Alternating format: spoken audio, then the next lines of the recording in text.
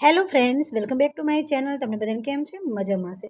તો આજે ફ્રેન્ડ્સ આપણે બંજારા બ્લાઉઝ કટિંગ શીખવાના છે.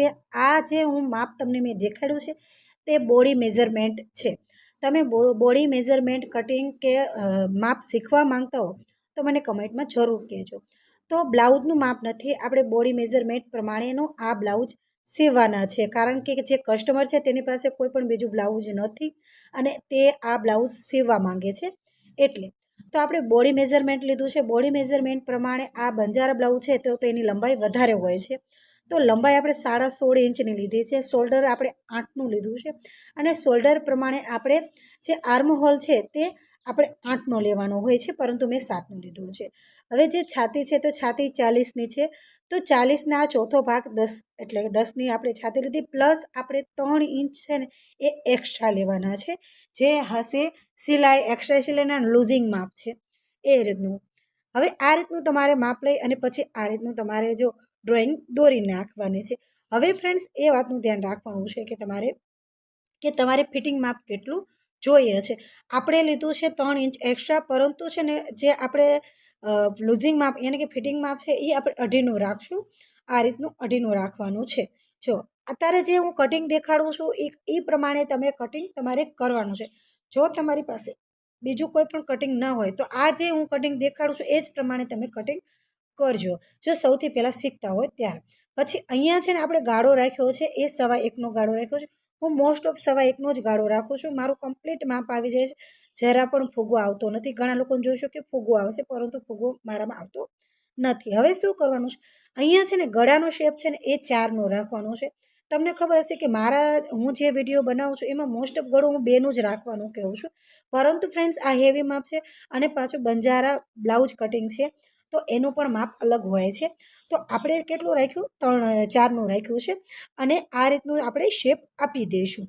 હવે જે 3.5નો ફ્રેન્ડ્સ મેં લંબાઈનું ગળું રાખ્યું છે આ રીતનું. આ પાછળનો ભાગ છે ને પાછળનું ગળું છે અને અહીંયા છે ને થોડુંક શોલ્ડર ડાઉન કરી નાખશું 1/2 ઇંચ. પછી ફ્રેન્ડ્સ અહીંથી આ મેં માપ આપ્યું છે. હવે અહીંયા છે ને મારે અલગ જ ગોળાઈ જોતી છે. આ રીતની જો ગોળાઈ, જે લોકોને ગોળાઈ ન આવે તો એ લોકો આ રીતનું માપ લઈ અને ગોળાઈ કરી નાખે. પાછળનો ટક છે ને મેં ફ્રેન્ડ્સ 5નો લીધો છે. તમારે જેટલો રાખો એટલો રાખી શકો, પરંતુ જો તમે મારા વિડીયો જોઈ અને શીખવા માંગતો હોય તો જે માપ કીધું છે એ માપ જ તમે એકવાર ટ્રાય કરી અને પછી બ્લાઉઝ સીવજો, જેનાથી ભૂલ ન થાય. જે તમારે બીજું, કેમ કે આ જે તમે સીવો છો એ નમૂનાનું છે અને હું જે સીવું છું એ મારા કસ્ટમર માટે સીવું છું.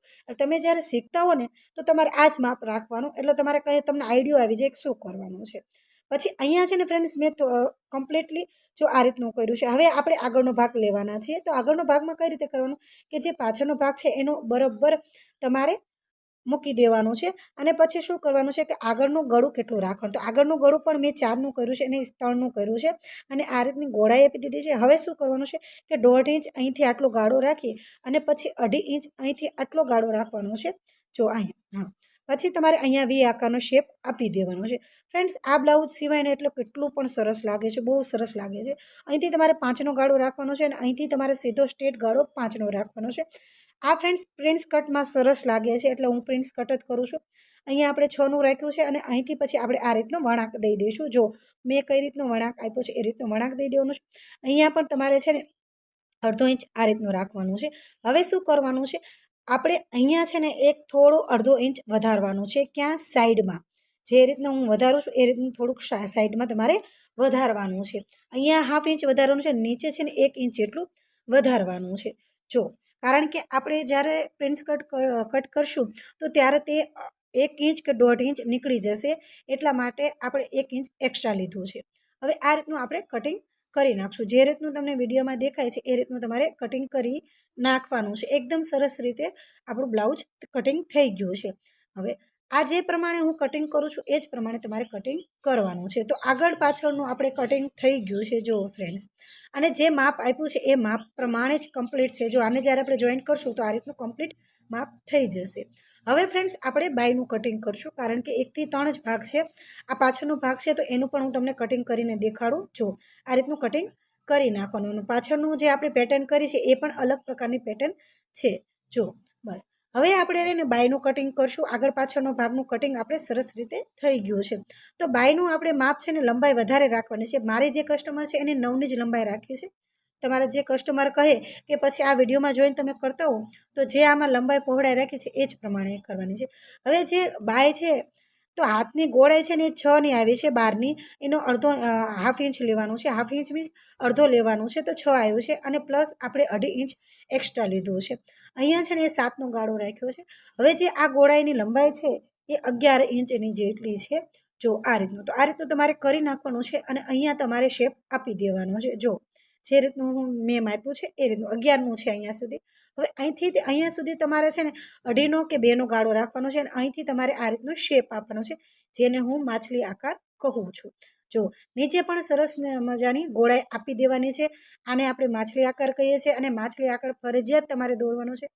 જો તમે માછલી આકાર નહીં દોરો તો બરાબર ફિનિશિંગ નહીં આવે.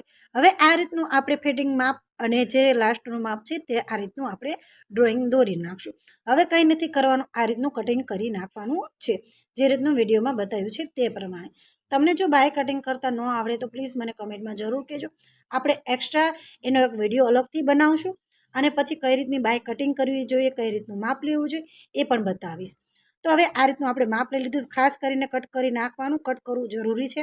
પછી ફ્રેન્ડ્સ આગળ પાછળનું આપણે જે માપ છે ફિટિંગ માપ અહીંયા પણ કટ કરી નાખશું, જેનાથી આપણને સિલાઈ કરતી વખતે કમ્પ્લીટ યાદ રહે. તો ફ્રેન્ડ્સ આપણે 1 થી 3 ભાગ કમ્પ્લીટ રેડી થઈ ગયા છે અને આ રીતનું માપ પણ જરૂર લઈ લેવાનું. તો ફ્રેન્ડ્સ આ વિડીયો કેવો લાગ્યો પ્લીઝ કમેન્ટમાં જરૂર કહેજો. એકદમ તમને જે હું માપની પદ્ધતિ બતાવી છે એ સારી લાગી તો લાઈક શેર જરૂર કરી નાખજો, અને બીજું કંઈ પણ પૂછવા માંગતા હોય તો કમેન્ટમાં મને પૂછી શકો છો. અત્યારની માટે બાય બાય.